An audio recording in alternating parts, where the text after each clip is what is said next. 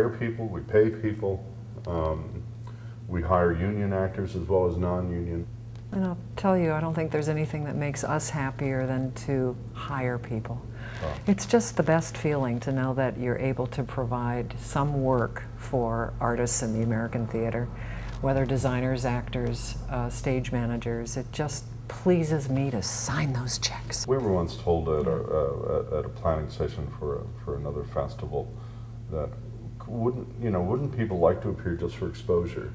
And and I was well into my 30s then, and a young professional. I said, some of us are already dying from exposure.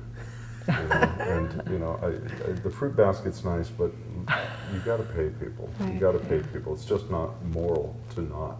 Well, and I think that's in some ways the difference between live theater and popping on your television.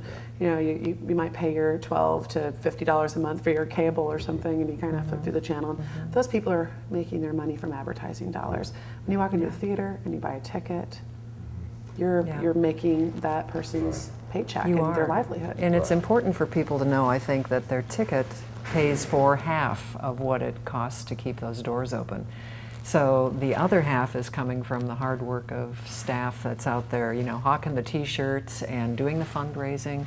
I mean, every year, and we are typical for regional theaters of our size, every year we are having to find contributed dollars that equal the dollars that come in through ticket sales. And that's a pretty daunting task every year. Just ask our development director. And you get good news. I mean, we got a very nice grant from the NEA this year that's going to support our production of Anna Frank, as well as a staged reading to accompany that. So we get that good news, but in economic times like these, when people are not just holding their own, but maybe looking at furloughs and pay cuts, it gets harder and harder, and so we're casting a wider and wider net to try to sustain the contributed income that's essential to the company. And it used to be such a drag for me to fundraise, and now I'm just shameless. I don't mind, because I think it's an opportunity. And I have sat at fundraising meetings where people have actually been moved to tears with the joy of giving, and I mean that in the very best and absolutely sincere way. When they are so excited about a project that they can support with the means they have, there have been tearful exchanges. And that to me speaks volumes too about the kind of people that will make that level of gifts, as well as people who can afford to send $20. Just that they have that mindfulness about what's important in their community. Well, and a sense of ownership and investment in what's important to the quality of their life in Iowa City. And we're very grateful that people stand up and support so many arts organizations, because they don't want them to leave. It's why they're here and what makes being here a treasure. I can't imagine Iowa City without Riverside Theater. Outside of performances, what other ways are you reaching out into the community with Riverside? Well, for example, this summer we have a company of interns working for the theater festival.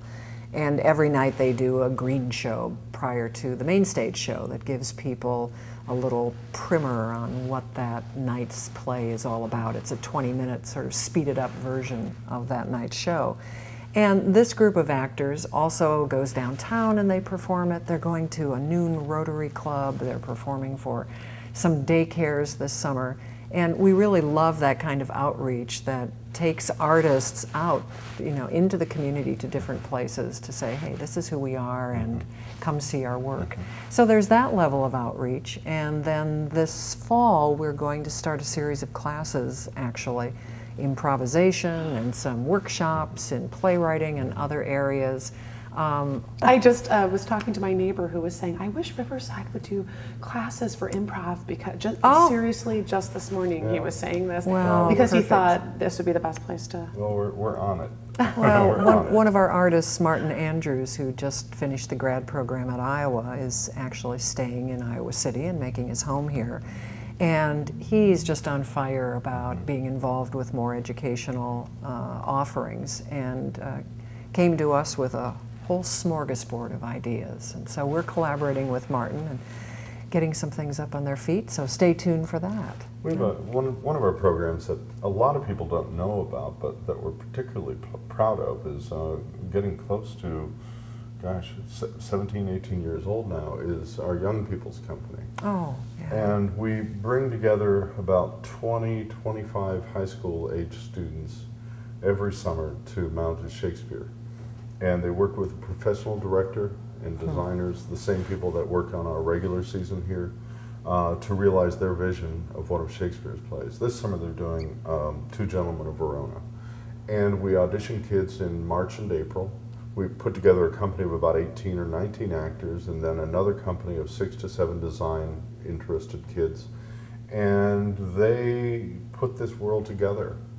We give them a small budget to work with. They make design choices with the approval of their mentors. But it is a program of which we are extremely proud. It does a couple things. One, it helps kids who think they might be interested in theater find out about their level of interest.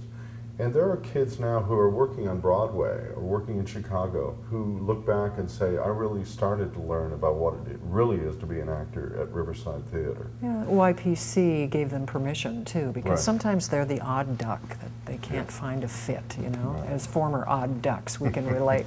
And I like the idea of it being an opportunity to find out really how interested they are, because people romanticize the actor's life. Absolutely. Yeah. But you know, not all these kids are going to end up working, you know, in major theater cities or film or television. Some of them do, but they are much more liberally educated about what it means to be in the theater and the value of theater in their lives. And so if they're not going to be professionals, they'll certainly be really well-informed patrons by the time they're adults. And that means a lot to us. Oh, definitely. If you're not exposed to theater as a child, as a youth, then you most likely won't be a patron. My family, we went up and saw Shakespeare in the Woods every summer. And did you go to Spring Green? Yeah, we went to Spring Green, and it's a short hop from Dubuque. Dreamed of getting to be one of the little pages, and never was. But Well, and we're working with 2 young boys this summer in Richard III. Middle school age. Princes. Yeah, the kids in Shakespeare most often are going off to their untimely deaths, you know. So it's true. Yeah. It's an odd audition call, you know. But these kids are great, and one of them is a veteran. He was dispatched in Winter's Tale last summer. So he got his own thunderclap at the announcement of his offstage death, though. He thought that was pretty cool. Like a thunderclap from the sky. Nature obliged. Of course. Wow. Liam Caboli and Caleb Michael are the little boys, and they're getting their eyes opened. But it's so cool. We're rehearsal at the festival stage, and people are working up on stage, and their scene isn't going to be rehearsed for probably another 20, 30 minutes. And they're over playing soccer. You know, they're over kicking a soccer ball around on the green. And I just thought, is this perfect? This has been a good conversation. Yeah. I've really enjoyed talking to you guys and getting to know more about the history. Katie, it's always a pleasure.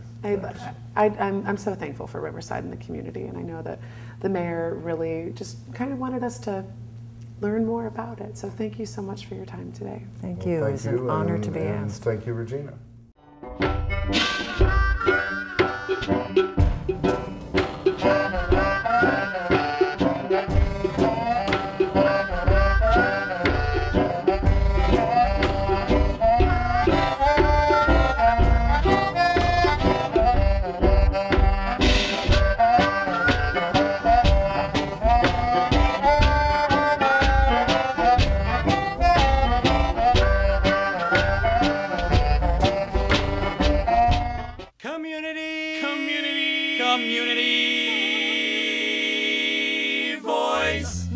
I you was city is I you was city is I you was city is I you was city is I you was city is I you was city is I you was city is I you was city